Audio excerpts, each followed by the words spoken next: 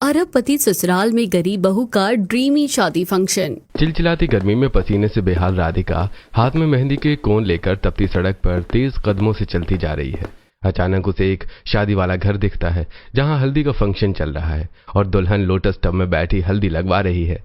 राधिका वहीं रुक जाती है। अरे वाह, यहाँ तो कितनी सुंदर डेकोरेशन है। शायद आज इस दुल्हन की हल्दी है। कितनी लकी है ना ये, जो इसकी शादी का फंक्शन इतनी जोरों से हो रहा है। काश कभी मेरी भी शादी ऐसी ही हो। राधिका अपने मन में खुश हो ही रही होती है कि तभी उस घर के बाहर खड़ा चौकीदार उस पर चिल्लाता है, अरे ओए लड़की, यह घूर घूर कर क्या देख रही है? चल भाग यहाँ से। चौकीदार की आवाज सुनकर राधिका का सपना टूटता है और वो हड़बड़ा जाती है। धत तेरे की, राधिका पगली है तो पगली, कैसे कैसे सपने देख लेती है भला।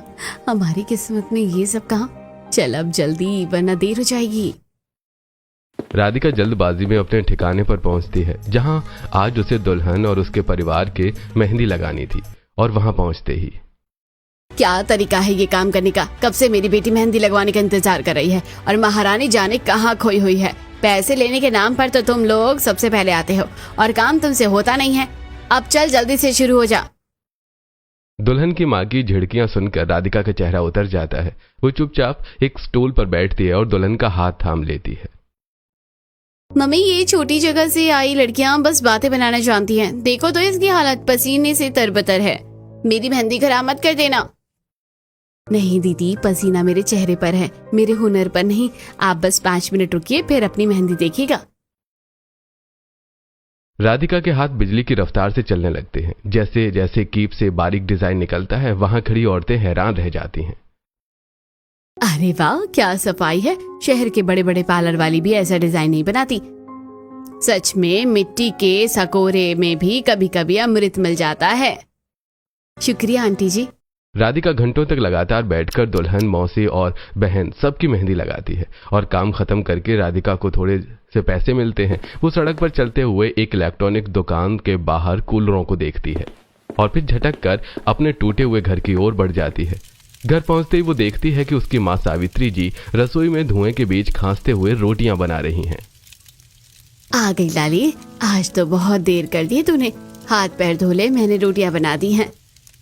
माँ, आप क्यों चूल्हे के पास बैठ गई? आपकी खांसी बढ़ जाएगी। और देखो, आज मुझे अच्छे पैसे मिले हैं। कल ही मैं घर के लिए वो नया कूलर ले आऊंगी। बेटा, तू खुद को कितना खपा रही है। इतनी मेहनत तो एक मजदूर भी नहीं करता है। माँ, मेहनत से क्या डरना, आप बस दुआ करो कि इस बार घर की मरम्मत भी हो जाए। लाली सुन, एक बहुत बड़ा काम मिला है। एक बहुत बड़े घर में शादी है। उन्हें 2-3 दिन के लिए कुछ मेहनती लोग चाहिए जो शादी की रस्म रिवाजों में मदद कर सके और मेहमानों का ख्याल रख सके। ठीक है माँ, मैं जाऊंगी। अगर वहाँ से अच्छे पैसे मिले तो मैं आपकी ऑपरेशन वाली फीस भी जमा कर दूंगी। मैं कल सुबह ही वहाँ पहुँच जाऊंगी। लेकिन बेटा, इतनी मेहनत। अरे माँ, आप चिंता क्यों करती हो? मैं हूं ना, मैं सब संभालूंगी। आप बस खाना खाओ। राधिका अपनी मां के साथ खाना खाकर सो जाती है और अगले दिन राधिका अपनी मां के बताए पते पर शहर के सबसे पॉश इलाके में पहुंचती है। हे भगवान, ये घर है या कोई फिल्म का सेट? राधिका को घर के अंदर काम बताने के लिए ले जाया जाता है। वहां शादी का माहौल है। दुल्हन एक ऊंचे मखमली सोफे पर बैठी है। अरे ओ लड़की, खड़ी खड़ी क्या देख रही है? जा जल्दी से वो फूलों की टोकरियां ऊपर कमरे में रख कर आ। जी मैडम जी, अभी करती हूँ। राधिका सीढ़ियों से ऊपर जा रही होती है, तभी देखती है कि कमला जी अपनी बेटी यानी होने वाली दुल्हन यामिनी के बाल संवार रही हैं। मेरी गुड़िया आज कितनी सुंदर लग रही है, नजर ना लगे तुझे। कितना नसीब होता है ना इन लड़कियों का। काश मेरी भी शादी ऐसी ही होती। एक सुंदर सा मंडप, फूलों की सेज और सफेद घोड़े पर आता मेरा राजकुमार। राधिका अचानक चौंकती है और अपने गाल पर एक हल्का सा थप्पड़ मारती है। दत्त राधिका, तू भी ना, कहाँ राजा भोज और कहाँ गंगू तेली। तेरी किस्मत में सिर्फ मेहनत की लकीर है। ये ड्रीमी शादियां नहीं। चल काम कर, वरना पैसे कट जाएंगे। राधिका पूरे घर में बिजली की तरह दौड़ दौड़ कर काम करने लगती है। कभी भारी सूटकेस उठाना, कभी मेहमानों को पानी पिलाना। शादी वाले घर में मेहमानों का आना जाना बढ़ गया है। राधिका मशीन की तरह काम में जुटी है। कितनी अजीब बात है, इस पूरे घर में शोर मचा है, लेकिन वो लड़की। अरे भाई, तू पागल वागल हो गया क्या? कब से उस काम वाली लड़की को टकटकी लगाए घूर रहा है? वो देख, कमिश्नर साहब की बेटी खड़ी है, वहां ध्यान दे। भाई खूबसूरती मेकअप में नहीं सादगी में होती है। देख उसे कितनी फुर्ती से काम कर रही है। अबे होश में आ, वो नौकरानी है और तू इस खानदान का इकलौता वारिस। तेरा और उसका कोई मैच नहीं है मेरे भाई। मैच तो दिल देखते हैं भाई, हैसियत नहीं। मुझे तो बस यही पसंद है। वहीं दूसरी ओर ड्राइंग रूम में सोफे पर बैठी किशोर की मौसी गायत्री जी और राधेश्याम जी को राधिका शरबत पिलाकर वापस काम पर लौट जाती है। कमला, ये लड़की तू कहाँ से ढूंढ कर लाई है? हाँ दीदी, मेरी एक सहेली है, उसकी बेटी की शादी में ये मेहंदी लगाने आई थी। उसने ही बताया था, बहुत गरीब है पर बहुत ईमानदार और मेहनती है, तभी से मैंने इसे यहाँ बुला रखा है। अरे सच कहा तुमने। आजकल के दौर में जब लोग काम से जी चुराते हैं, ये बच्ची देखो सुबह से 1 मिनट नहीं बैठी। संस्कार इसके चेहरे से झलकते हैं, गुणों की सुगंध छुपाई नहीं छुपती। क्यों गायत्री? बिल्कुल सही कह रहे हैं आप, सच में ये लड़की बहुत प्यारी है। शादी के सारे फंक्शन शांति से निपट जाते हैं। दुल्हन विदा होकर जा रही है और राधिका एक कोने में खड़ी होकर चुपचाप ये सब देख रही है। उसे पैसे दिए जाते हैं और वो अपनी पोटली समेटकर घर की ओर चल देती है। शुक्र है भगवान का, इन पैसों से कम इस महीने की माँ की दवाइयाँ और घर का राशन तो हो जाएगा। बस माँ की तबीयत ठीक हो जाए। राधिका घर पहुंचती है तो देखती है कि माँ सावित्री जी बिस्तर पर पड़ी बुरी तरह खांस रही हैं। माँ देखो, मैं दवाइयाँ ले आई हूँ और राशन भी। अब मैं जल्दी से खिचड़ी बना देती हूँ। बेटी तू कब तक ऐसे अकेले लड़ेगी? माँ, आप मेरी ताकत हो, मजबूरी नहीं। और देखो, बड़े घर की शादी में आज कुछ फल भी लाई हूँ आपके लिए। जहाँ राधिका जिंदगी से जद्दोजहद कर रही है, वहीं किशोर अपने आलीशान कमरे की बालकनी में खड़ा है। वो लड़की, उसका नाम राधिका था शायद। पता नहीं किस हाल में होगी, मुझे उसका पता लगाना ही होगा। राधेश्याम विला में शाम की चाय का वक्त है। गायत्री जी किशोर के लिए कुछ अमीर खानदान की लड़कियों की तस्वीरें देख रही हैं। तभी किशोर वहां पहुंचता है। किशोर बेटा, देख तो, ये शहर के सबसे बड़े बिल्डर की बेटी है, कितनी सुंदर है ना? माँ, मुझे कोई तस्वीर नहीं देखनी, मैंने अपनी जीवन साथी चुन लिया है। मुझे उसी लड़की से शादी करनी है जो मौसी के यहाँ शादी में काम कर रही थी, राधिका। क्या पागल हो गया है तू? वो तो एक काम वाली थी, हमारे खानदान का नाम मिट्टी में मिलाएगा क्या? माँ, वो मजबूरी में काम कर रही है, शौक से नहीं। मैंने अपने दोस्त से पता किया है, वो उसी के गांव की है।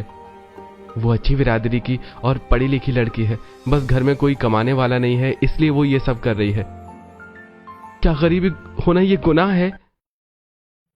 अरे मेरा लाडला, अरे कितना समझदार हो गया है। अगर लड़की सुशील और गुणी है तो मुझे कोई ऐतराज नहीं। सोना तो कीचड़ में भी अपनी चमक नहीं खोता है।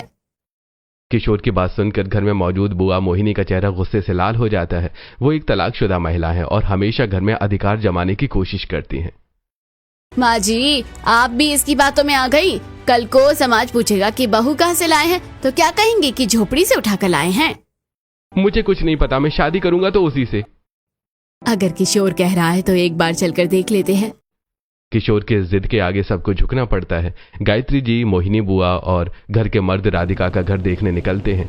जैसे उनकी बड़ी गाड़ियां तंग और कीचड़ भरी गलियों में घुसती हैं, बुआ अपना पल्लू नाक पर रख लेती हैं। उफ, कितनी बदबू आ रही है यहाँ। भाई साहब देखिए तो सही, ऐसी जगह हमारा रिश्ता होगा, लोग थूकेंगे हम पर। मोहिनी बुआ की बात नजरअंदाज करके सभी राधिका के घर पहुंचते हैं। राधिका सादे कपड़ों में माँ की सेवा कर रही है। सावित्री जी इन बड़े लोगों को देखकर हाथ जोड़ने लगती हैं। आप इतने बड़े लोग यहाँ। लाली, जल्दी से कुर्सी साफ कर, साहब और मीम साहब के लिए पानी ला। रहने दीजिए, मैं खड़ी ही भली हूँ, वैसे भी यहाँ सांस लेना मुश्किल हो रहा है। गायत्री देख लिया घर, अब चले। बहन जी हाथ मत जोड़िए, हम यहाँ साहब बनकर नहीं बल्कि अपने बेटे के लिए आपकी बेटी का हाथ मांगने आए हैं। आप क्या कह रही हैं मीम साहब? कहाँ आप महल वाले और कहाँ हम? सावित्री जी, आपकी बेटी ने हमारी साली की बेटी की शादी में जिस तरह काम किया और बड़ों का आदर किया, उसे देखकर हमारे बेटे किशोर ने अपना दिल इसे दे दिया है। राधिका बेटा, क्या तुम्हें मेरा बेटा किशोर पसंद है? जो माँ और आप लोगों का फैसला होगा वही मेरा भी होगा। गायत्री, तू पागल हो गई है क्या? इस भिखारी खानदान से रिश्ता जोड़ रही है? दीदी पैसा तो हाथ का मैल है। बहन जी ये लीजिए शगुन, आज से राधिका हमारे घर की लक्ष्मी हुई। जैसे ही गायत्री जी राधिका के माथे पर तिलक लगाती हैं और उसे सोने के कंगन पहनाती हैं, मोहल्ले की औरतें दरवाजे पर जमा हो जाती हैं। अरे ये तो वही बड़ी गाड़ियां हैं जो टीवी में दिखती हैं। राधिका की तो लॉटरी लग गई बहन। देख तो सही, कल तक जो फटे कपड़े पहनती थी आज सोने के कंगनों में चमक रही है। महादेव की कैसी माया है। राधे श्याम जी और गायत्री जी विदा लेते हैं। रिश्ता तय हो जाता है, लेकिन लौटते समय बुआ अपना असली रंग दिखाती हैं। वो घर के पुरुषों को इतना भड़काती हैं कि वो लोग शादी कैंसिल करने का मन बना लेते हैं। गायत्री जी का फोन सावित्री जी के पास आता है और वो बताती हैं कि ये रिश्ता नहीं हो सकता। मैं जानती थी बड़े लोग सिर्फ तमाशा देखते हैं। मेरी बच्ची की किस्मत ही खराब है। अब कौन करेगा इससे शादी। तभी राधिका दिन भर का काम खत्म करके थकान से चूर घर लौटती है। वो देखती है कि माँ ने खाना तो परोस दिया है पर खुद गुमसुम है। माँ मैं आ गई, बहुत भूख लगी है। आज क्या बनाया है? आ गई लाली, आ बैठ। मैंने तेरे लिए गर्मा गर्म रोटियां बनाई हैं। जल्दी खा ले फिर सो जाना। हाथ मुंह धो ले, बस पहले खाना खा। माँ आप ऐसे क्यों कर रही हैं? आपकी आंखें लाल क्यों हैं? माँ सच बताओ, क्या उन लोगों का फोन आया था? किसका फोन? किसी का नहीं आया। तू बस खाना खा ले मेरी बच्ची। माँ सच बताओ, क्या फिर से रिश्ता टूट गया? क्या उन्होंने भी हमें ठुकरा दिया? हाँ लाली, बड़े लोग बड़े ही होते हैं। उन्होंने कह दिया कि ये शादी नहीं हो सकती। हमारी किस्मत में सिर्फ अपमान लिखा है बेटा। गरीब की इज्जत कांच की चूड़ी जैसी होती है। राधिका माँ के गले लग जाती है। दोनों माँ बेटी एक दूसरे को पकड़कर फूट फूट कर रोती हैं। वो गरीबी का अंधेरा उस वक्त बहुत गहरा महसूस होता है। माँ रो मत, मैंने कहा था ना सपने देखना हमारे लिए मना है। उधर हवेली में किशोर को जब पता चलता है तो वो आपे से बाहर हो जाता है। वो घर की बालकनी की रेलिंग पर चढ़ जाता है। अगर राधिका इस घर की बहू नहीं बनी तो मैं आज इस छत से कूद जाऊंगा। मुझे वो लड़की पसंद है और मैं उससे शादी करके रहूंगा, चाहे दुनिया इधर की उधर हो जाए। अगले दिन राधिका के घर के बाहर बड़ी गाड़ियों का काफिला रुकता है। किशोर के पिता राधेश्याम जी और माँ गायत्री जी अंदर आते हैं। सावित्री जी उन्हें देखकर खड़ी हो जाती हैं। सावित्री जी, हमें माफ कर दीजिए। हमारे घर की कुछ गलत फहमियों में आकर हमने बहुत बड़ी गलती की। हमारे बेटे ने हमें आईना दिखाया है। हमें अपनी बेटी दे दीजिए। अब ये शादी कैंसिल नहीं होगी, बल्कि ऐसी होगी कि दुनिया देखती रह जाएगी।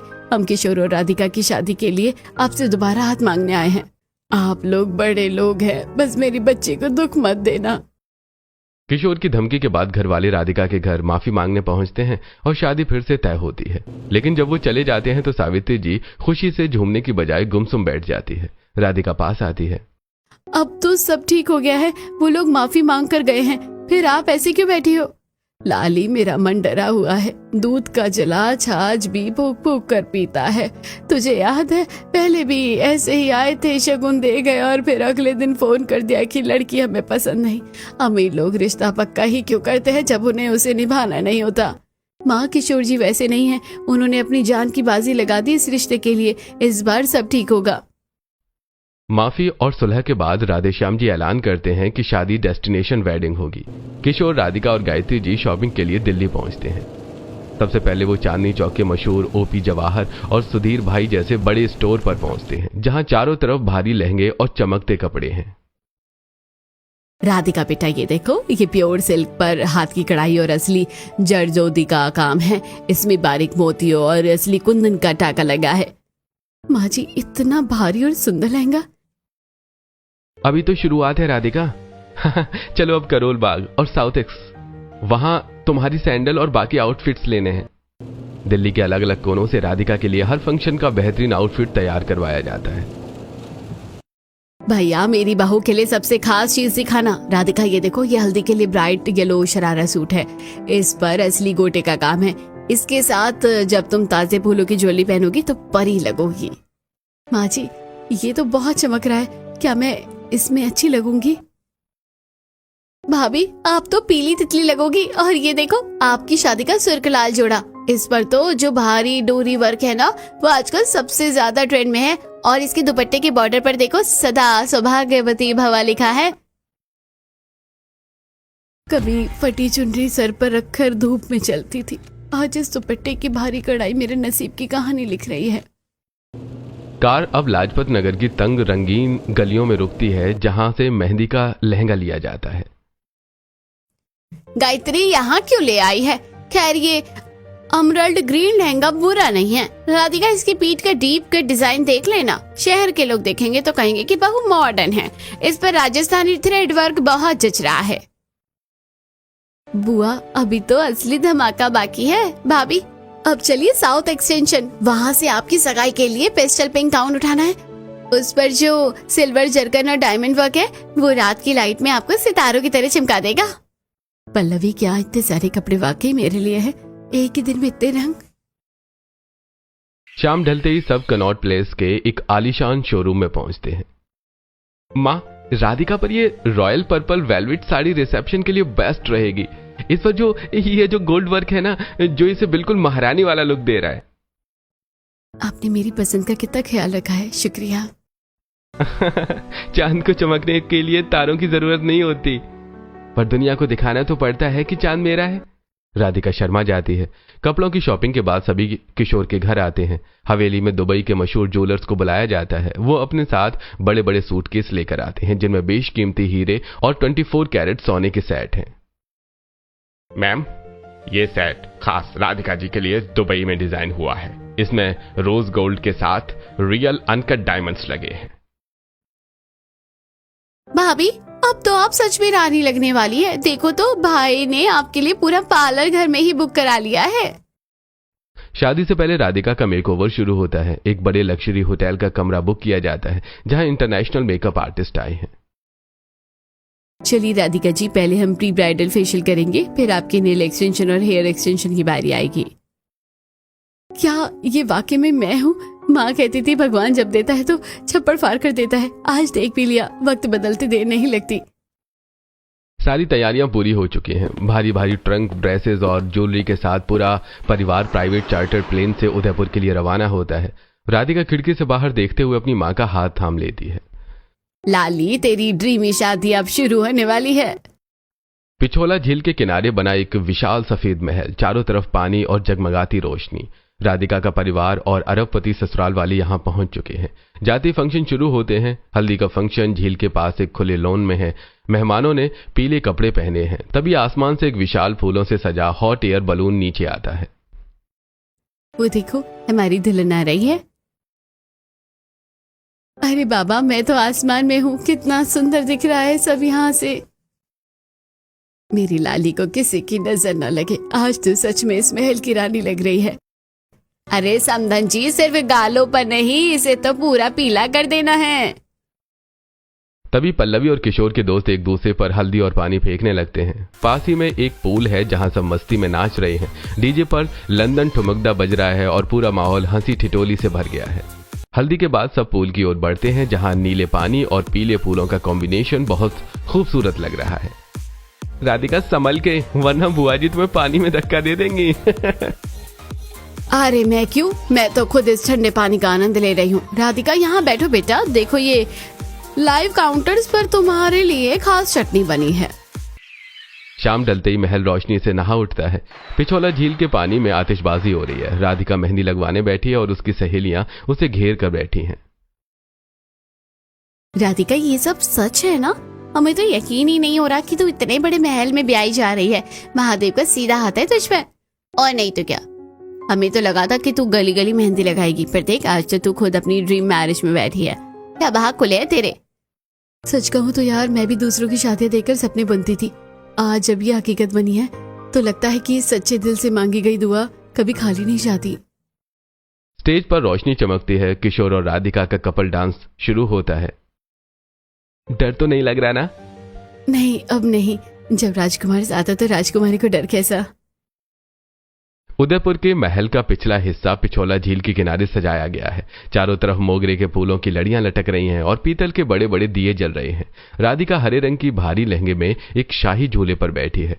उसके दोनों तरफ दो मशहूर मेहंदी आर्टिस्ट हाथ और पैरों पर बारीक डिजाइन उकेर रही हैं। अरे ये वही राधिका है ना जो हमारे मोहल्ले की गलियों में पसीने से बेहाल होकर मेहंदी लगाती थी। देखो तो सही उसके ठाट बाट। सच कह रही है बहन, हमें तो पता ही नहीं था कि इस लड़की के भाग्य इतनी जोर से खुलेंगे। देख तो पूरे महल को दुल्हनी की तरह सजा दिया है। अरे चाची, किस्मत की बात है ये, जो दूसरों के हाथ सजाती थी आज कुदरत ने उसके खुद के हाथ और तकदीर दोनों सजा दिए हैं। हाँ, ये मेरी वही ड्रीमी शादी है जिसका मैंने बचपन से सपना देखा था। सफेद घोड़े वाला राजकुमार, ये जगमगाते महल। तभी डीजे पर एक धमाकेदार गाना बजता है। किशोर की माँ और नंद पल्लवी आकर राधिका की सहेलियों को खींचकर डांस फ्लोर पर ले जाती हैं।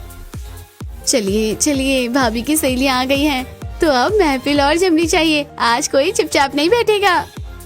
अचानक लाइटें बंद होती हैं और एक स्पॉटलाइट राधिका पर आकर रुकती है। डीजे पर गाना बजता है, मेरे सैया सुपरस्टार। राधिका स्टेज पर आती है और अपनी सहेलियों के साथ थिरकने लगती है। मेरे सैया सुपरस्टार, मेरे सैया सुपरस्टार। किशोर सीट पर बैठा हुआ है, राधिका को देखकर मुस्कुराता है और सीटियां बजाता है। अरे वाह राधिका, कमाल कर दिया तुमने। भाभी, आपने तो आग लगा दी, देखो भैया की नजरें ही नहीं हट रही है आपसे। संगीत के बाद अब वो घड़ी आती है जिसका सबको इंतजार था, शादी का दिन। किशोर की एंट्री विंटेज खुली कार में होती है जिसके पीछे आतिशबाजी का शो चल रहा है। उदयपुर के महल की सीढ़ियों से राधिका नीचे उतर रही है। फूलों की चादर के नीचे राधिका अपने सुर्ख लाल जोड़े में आती है। वो किसी अप्सरा जैसी लग रही है। सामने से किशोर अपनी विंटेज कार से उतरकर स्टेज की ओर बढ़ रहा है। भाई जल्दी करो, भाभी का हाथ थाम लो, देखो तो जोड़ी बिल्कुल राम सीता जैसी लग रही है। आज तुम दुनिया की सबसे खूबसूरत दुल्हन लग रही हो। और आप मेरे लिए सपनों के राजकुमार। आज से मेरी दुनिया की शुरुआत और अंत दोनों तुम ही हो राधिका। और मेरे हर सपने की हकीकत आप हैं। मानना पड़ेगा, राधे श्याम भैया ने बहू की एंट्री तो ऐसी करवाई है जैसे किसी महारानी की भी नहीं होती है। किस्मत मेहरबान हो तो गधा भी पहलवान हो जाता है, पर यहाँ तो लड़की वाकई किस्मत वाली निकली। अरे चुप कर मोहिनी, ये राम सीता की जोड़ी है, देख कितनी शोभा दे रही है दोनों को एक साथ। अब रात का समय है। झील के किनारे बने पवित्र मंडप में अग्नि के सामने दोनों बैठे हैं। पंडित जी मंत्र पढ़ रहे हैं। वर वधू आगे आएंगे और अगले फेरे के लिए प्रतिज्ञा लेंगे। एक वो दिन था जब मैं दूसरों की खुशियां देखकर आहें बढ़ती थी, और एक आज का दिन है जब अग्नि को साक्षी मानकर मैं अपनी नई जिंदगी शुरू कर रही हूँ। पवित्र अग्नि के चारों ओर फेरे शुरू होते हैं। पंडित जी जरा संभल कर, बहू का दुपट्टा अग्नि के पास न जाए, बहुत भारी काम है इस पर। बेटा आराम से बैठो। अरे वाह, ये लहंगा तो दूर से ही चमक रहा है सावित्री। सुना है इसमें असली डायमंड जड़े हुए हैं। आपकी हैसियत में तो ये सोचना भी नहीं है। बहन जी, ये जो गायत्री जी और किशोर जी का तो प्यार है जो चमक रहा है। राधिका और किशोर की शादी होती है। सभी लोग खाना खाते हैं और सिंदूर दान की रस्म के बाद सुबह की पहली किरण के साथ विदाई का वक्त आता है। महल के बाहर फूलों से सजी कार खड़ी है। राधिका अपनी माँ सावित्री जी के गले लगकर फूट फूट कर रो रही है। जा लाली, अपने नए घर को स्वर्ग बना। आज मेरी सारी चिंताएं खत्म हो गई है, भगवान ने तेरी सुन ली। माँ, मुझे आपकी चिंता हो रही है, आप अकेले कैसे रहेंगी? कौन आपका ख्याल रखेगा? मेरा मन नहीं कर रहा आपको यहाँ इस हाल में छोड़कर जाने का। तू फिक्र मत कर बेटा, तू खुश रहेगी तो मैं भी ठीक रहूंगी। बेटी की विदाई तो कुदरत का दस्तूर है, इसे हंस कर निभा। देख बहन, इसे कहते हैं किस्मत का पलटना। कल तक जो हमारे घरों में मेहंदी लगाती थी, आज वो करोड़ों के घर की मालकिन बनकर जा रही है। माँ जी आप परेशान मत हो, राधिका आपकी बेटी है तो मैं आपका बेटा हूँ। अब से आपकी जिम्मेदारी मेरी है। राधिका कार में बैठती है और पीछे मुड़कर अपनी माँ और उस महल को देखती है। कार धीरे धीरे आगे बढ़ती है। पीछे मेरा संघर्ष छूट रहा है और आगे एक नया अनजाना सा लेकिन एक खूबसूरत संसार है। अंधेरी रात के बाद ही सुनहरी सुबह आती है और मेरी सुबह आज हो गई है। उदयपुर से शादी करके जब बारात वापस शहर हवेली पहुंचती है तो स्वागत के लिए पड़ोसियों और रिश्तेदारों की भीड़ उमड़ पड़ती है। सुना है लड़की बहुत ही गरीब घर की है, इसके पास रहने को ढंग की छत भी नहीं थी। इतने बड़े खानदान ने आखिर क्या देखकर रिश्ता जोड़ लिया? अरे मैंने तो भाई साहब को पहले ही कहा था, ये तो किस्मत का हो कि शादी हो गई, वरना इसके तो दो बार रिश्ते टूट चुके हैं। बड़ा मुश्किल से पल्ला झाड़ा है इसकी माँ ने। लोग तो कह रहे हैं कि कुछ ना कुछ खोट तो होगा ही लड़की में। अच्छा, 2 बार शादी टूटते टूटते बची है, पर तो दाल में कुछ काला है। राधिका की आंखों में आंसू आ जाते हैं और वो सिर झुका लेती है। तभी किशोर उसका हाथ कसकर थाम लेता है और भीड़ की तरफ मोड़ता है। बस कीजिए, बहुत सुन लिया मैंने। बुआ जी और आप सब लोग भी सुन लीजिए। आप लोग इसे गरीब कह रहे हैं? जिस लड़की ने अपनी मेहनत से अपनी माँ का सहारा बना, जो स्वाभिमानी है, वो गरीब कैसे हुई? खोट राधिका में नहीं, उन लोगों की सोच में थी जो दहेज और लालच के पीछे भाग रहे थे। अरे मेरे लिए गर्व की बात है कि इस घर की बहू बनी है। आज के बाद किसी ने भी इसके अतीत या गरीबी पर बात की तो याद रखिएगा। किशोर की बातों ने राधिका का मान बढ़ा दिया। अब हवेली के मुख्य द्वार पर फूलों की कालीन बिछी है। आओ बेटा राधिका, अपने भाग्यशाली कदमों से इस घर को धन्य करो। तुम हमारे घर की लक्ष्मी हो। राधिका के पैरों में सोने का कलश रखा है। वो धीरे से उसे गिराती है और आलता में डूबे पैरों से सफेद कालीन पर चलते हुए अंदर आती है। घर के अंदर का इंटीरियर बहुत ही रॉयल झूमरों और कीमती फर्नीचर से सजा हुआ है। नजर ना लगे मेरी बहू को, आज से ये घर, ये चाबियां और ये खुशियां सब तुम्हारी है। गृह प्रवेश के बाद किशोर राधिका को उसके नए कमरे में लेकर जाता है, जहां सफेद मखमल के पर्दे, ताजे गुलाबों से सजा बेड और खिड़की से दिखता खूबसूरत नजारा दिख रहा था। किशोर जी, आज आपने सबके सामने जो मेरा साथ दिया वो मेरे लिए दुनिया की सबसे बड़ी दौलत है। राधिका, इंसान के कपड़े उसकी गरीबी तय नहीं करते, उसका चरित्र और उसका साथ देने वाले लोग करते हैं। दोनों पति पत्नी प्यार में खो जाते हैं। शादी की अगली सुबह राधिका अपनी पहली रसोई के लिए तैयार होती है। वो अपनी सादगी और स्वाद से सबका मन मोह लेती है। माँ कहती थी कि किसी के दिल का रास्ता पेट से होकर गुजरता है। आज मैं अपनी मेहनत और प्यार से इस घर को अपना बनाऊंगी। राधिका बेटा, ये क्या, तुम आराम करती, लेकिन तुम्हारे हाथ के बने इस हलवे की खुशबू तो पूरे घर में महक रही है। राधिका सबको अपने हाथ से खाना खिलाती है। उसकी मेहनत देखकर दादी, सास और ससुर जी बहुत खुश होते हैं। ये लो बेटा, ये खानदानी जड़ाऊ हार, तुम्हारा शगुन। तूने इस घर में कदम क्या रखा, मुझे तो लगता है अब मैं सोने की सीढ़ी चढ़ जाऊंगी। पहली रसोई में सभी राधिका को कुछ न कुछ देते हैं। वहीं राधेश्याम जी उन्हें हनीमून की टिकट्स देते हैं, जिसके बाद किशोर राधिका को मालदीव्स लेकर पहुंचता है। किशोर जी, मुझे यकीन ही नहीं हो रहा कि मैं सच में मालदीव्स में हूँ। मैंने तो सिर्फ मोबाइल में ऐसी जगह देखी थी। ऐसा लग रहा है जैसे मैं किसी दूसरी दुनिया में हूँ। राधिका, ये तो बस शुरुआत है। रात का समय है। समंदर के किनारे सिर्फ किशोर और राधिका के लिए एक कैंडल लाइट डिनर का इंतजाम किया गया है। ये तुम्हारे लिए। ये क्या, अभी तो इतनी सारी ज्वेलरी मिली है। वो सब घर वालों की तरफ से था, ये मेरी तरफ से है। शुक्रिया मेरी जिंदगी में आने के लिए। किशोर राधिका को अंगूठी पहनाता है। मालदीव्स के उस सुंदर द्वीप पर राधिका और किशोर ने कभी समंदर में क्रूज की सवारी तो कभी लहरों के बीच स्कूबा डाइविंग की।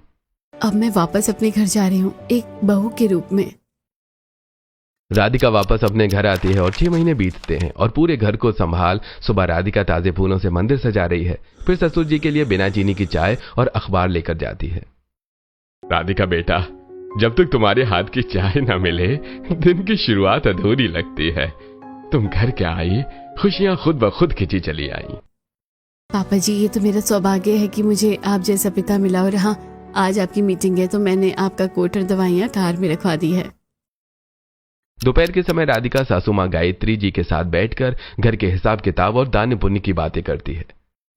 बेटा, मुझे पहले डर था कि तुम इतने बड़े घर को कैसे संभालोगी, पर तुमने तो अपनी सूझबूझ से मेरा काम आधा कर दिया। अरे ओ राधिका, वो मेरे कमरे का पर्दा थोड़ा ढीला था, जरा देख लेना। और सुनो, वो कल जो तुमने जुकाम के लिए काढ़ा पिलाया था ना, उससे काफी आराम मिला है। बुआ जी फिक्र मत कीजिए, मैं सब देख लूंगी और शाम को आपके लिए खास अदरक वाली चाय मैं खुद बना कर लाऊंगी। कुछ दिनों बाद गर्मियों की छुट्टियां हैं और पूरा परिवार केदारनाथ की यात्रा पर निकलता है। राधिका एक तरफ अपनी सासू माँ का हाथ पकड़े है और दूसरी तरफ अपनी माँ का। किशोर गर्व से अपनी पत्नी को देख रहा है। लाली, आज मेरा जीवन सफल हो गया है। कभी सोचा नहीं था कि जीते जी केदार बाबा के दर्शन होंगे। माँ, ये सब महादेव की कृपा है और किशोर जी का प्यार, जिन्होंने हम सबको एक परिवार की तरह लाया है। ट्रिप से लौटने के बाद कुछ दिन बाद हवेली में पूजा का आयोजन होता है। अचानक राधिका चक्कर खाकर गिर पड़ती है और पूरा परिवार घबरा जाता है। डॉक्टर, क्या हुआ मेरी बहू को? अरे घबराने की बात नहीं है गायत्री जी, मिठाई मंगवाइए, राधिका जी माँ बनने वाली हैं। चलो, अब मैं खुशी खुशी सोने की नसें नहीं चढ़ सकती हूँ। मेरी आखिरी इच्छा पूरी हुई। अगले कुछ महीनों तक पूरा परिवार राधिका की खातिर करता है और 7वें महीने में राधिका की गोद भराई का फंक्शन रखा जाता है। राधिका एक खूबसूरत मखमली जोड़े में स्टेज पर बैठी है। मुझे आज भी यकीन नहीं होता, अपनी ड्रीम वेडिंग के बाद मेरी गोद भराई भी किसी ड्रीम जैसी होगी। मैंने कभी सोचा नहीं था कि इस अरबपति ससुराल में गरीब बहू की ऐसी ड्रीम शादी और गोद भराई होगी। सभी राधिका को आशीर्वाद देते हैं और कुछ महीनों के बाद वो एक बेटे को जन्म देती है। राधिका का सपना तो पूरा हो गया।